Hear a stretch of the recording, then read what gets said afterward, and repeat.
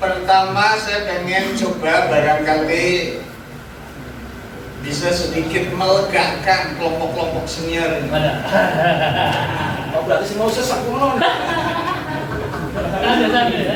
Dan yang ngotot nggak jadi sesak kembali. Ambil apa Pak?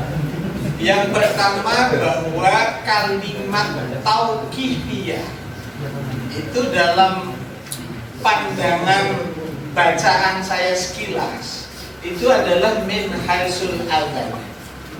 Iya. Bukan min haisu adzan dibaca apik. Adzannya memang tauqifiyah. Jadi adzan itu tidak ada di sana di mana-mana ya begitu kan. Satu. Yang kedua, yang dimaksud waqad tawassa'u fi iddati umurin. Itu juga prosesnya adalah kiasan. Tidak secara spesifik langsung warid minan nabi. Misalnya tadi dalam konteks udhunil maulud itu kan dikiaskan dengan apa namanya mayit ya, mayit dikiaskan dengan udhunil maulud yang baru lahir dalam rangka bla bla bla bla. Itu yang yang pengen digarisbawahi. Jadi intinya sekali lagi bahwa berkaitan dengan beberapa persoalan itu tidak secara spesifik teksnya ada, tetapi para ulama beristinbat itu berdasarkan pertimbangan-pertimbangan seperti takbir tadi yang dari Ruhul Ma'ani Dzulid Tabari. Yang ketiga, saya ingat sebenarnya kemarin ngaji itu Al-Gharib Nawawi. Di dalam kitab Al-Gharib Nawawi itu ada satu pasal. Saya lupa ini, kalau ada kitabnya bisa dibuka.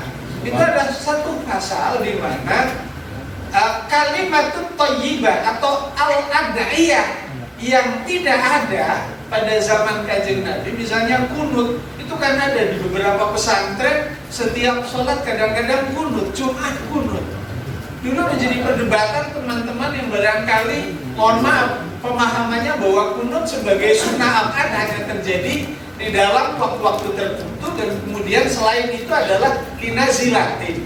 Tapi ternyata di dalam kitab Adkar ada doa sepanjang itu positif dan kemudian membawa kebaikan boleh dilakukan oleh umat Islam, bahkan itu bisa sunnah di dalam kitab Adkar. Jadi terkait dengan azan dengan tujuan tadi jaga-jaga. Pamuragan ini kan biasa mengijazahi untuk pindahan rumah pojok rumah papan diazani supaya sehingga pada rumah dan jadi intinya substansinya sama-sama tabarruk likos disalamah salamatus safar salamatus zuwaj salamah yang lain.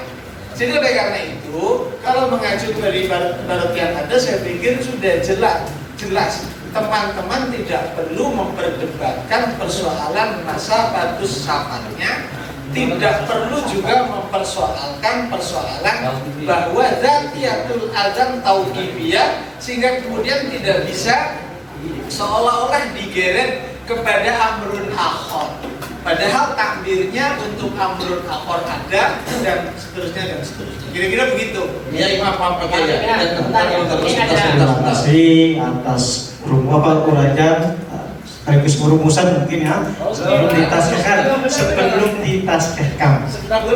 Nanti kalau ditaskehkan nggak boleh dikotak-atik. Saya uraikan bahwa rumusan pada pagi ini sementara, silakan yang tidak sependapat bahwa kasus pelepasan pengantin yang memang tujuannya untuk berqadus salamah itu memang disunahkan tanpa memandang perjalanan jarak jauh ataupun tidak, dengan referensi yang tadi. Yang tidak sependapat silakan. Dari sisi apanya silakan. Ini ya, saya setuju juga dengan pemaparan daripada Pak Kiai tadi. Cuman dalam ini ada referensi fa inna hadza la yaqutu illa bi tauqifin ani taksisul adzan wa dzikru wa inna fa dzikrullah ta'ala mahbubun. ala kulli hal kita fi waqti qadain. Artinya begini. Aja bala-bala. Oh, bola-bola. Coba saya bacakan ya. Punten. Majmu' Fatawi wa Rasail Imam Said Alawi Al-Maliki Al-Hasani Sohifah 113. Mangga disimak bareng-bareng. An-naw'u ats-tsalis fitluhu fil qabri ba'da wad'il mayyit fihi. Wa hadza lam yasbut an Rasulillah sallallahu alaihi wasallam bi khususihi. Lakin qala al-Asbahi la a'lamu fi dzalik khabaran wa la atharan illa syai'an yuhta'an ba'dil mutaakhirin. Qala la'allahu kisa 'ala istihbabil adhan wal iqamah fi udhunil maulud. Wa ka'annahu yaqulu al-wilada awal al-khuruji ila dunya wa hadha akhirul khuruji minha wa fihi du'fun fa inna hadha la yasbutu illa bi tauqifin a'ni takhsisul adzan wal iqamah. Takhsisul adzan wal iqamah wa illa fa dzikrullah ta'ala mahbubun ala kulli halin illa fi waqti qudri. Maksudnya begini. Jadi tauqifi juga kita sama-sama paham lah bahwa tauqifinya adzan ya Allah Akbar sambil la ilaha illallah begitu. Cuman karena ada ibarat seperti ini bahwa kepahaman kami juga memandang illa bitauqifin akni takhsisul adzan wal iqamah, juga ada tempat-tempatnya adzan dan iqamat yang tauqifi dari Kanjeng Nabi, begitu maksudnya. Jadi takhsisul adzan fa inna adalah yasbutu illa bitauqifin akni takhsisul adzan wal iqamah, begitulah. Saya sudah paham ya. Punten, kan itu sebelumnya ada kalimat wa fihi dhuhun. Ya kan? Itu doanya kemana Pak? Nanti. Enggak. Kiyasu atau makisul adzan terhadap mayit makisun bi udhun bil adzan li udhunil maulud adalah dhuhun. Kan? Ya. Artinya bahwa meski lemah ada yang bertanggung jawab, diperkuat sebagai sebuah zikir lit tabarruk. Jadi saya pikir perdebatannya sudah selesai. Al-fiqhu majalul khilaf. Titik itu. Terus terakhir nih. Kuis terakhir. Kan bergeser. Bismillahirrahmanirrahim. Ini ada ibarat dari ibunya, mohon ditanggapi untuk berumus terkait adzan di sholat id dan qabla waktu sholat. Walau adzana wa aqama lil id haruma bi ta'ati ibadah fasidah kal adzan qabla waqti. Lakin fi syarh mimra al-karaha wa yumkinu hamlu ala ma idza adzana la biniyati. Jadi kalau dari pemahaman kami ini bahwa adzan di luar yang diwaris oleh Nabi ini harus ada qaid niyatul adzan dan niyatus selain adzan. Tapi kalau misalkan dari ibaratnya Mas Boros Al-Fatihah Mas Alawi itu kan lainnya ke zikir. Jadi makanya di ibarat itu kan takhsisul adzan wal iqamah. Artinya ruang lingkupnya adalah hal-hal yang kewaris tadi. Kalau misalkan nggak ada niat selain dari adat itu, entah itu niat zikir atau itu niat kan, sabun. mohon maaf, yang pertama saya pengen tegaskan itu kan versi pendapat yang mengatakan bahwa mengkiaskan adzan lil mayit adalah lemah. Ya kan? Itu satu. Yang kedua, takbir yang sampean baca bahwa adzan di luar waktu, mohon maaf ini, itu sebagai sebuah tindakan haram. Itu kan karena ketika diniatinya adalah iqlatus sholat, karena itu talbisul ummah.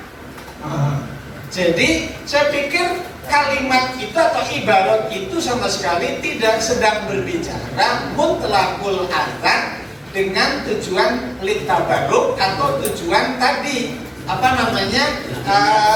istiqnas dan lain sebagainya.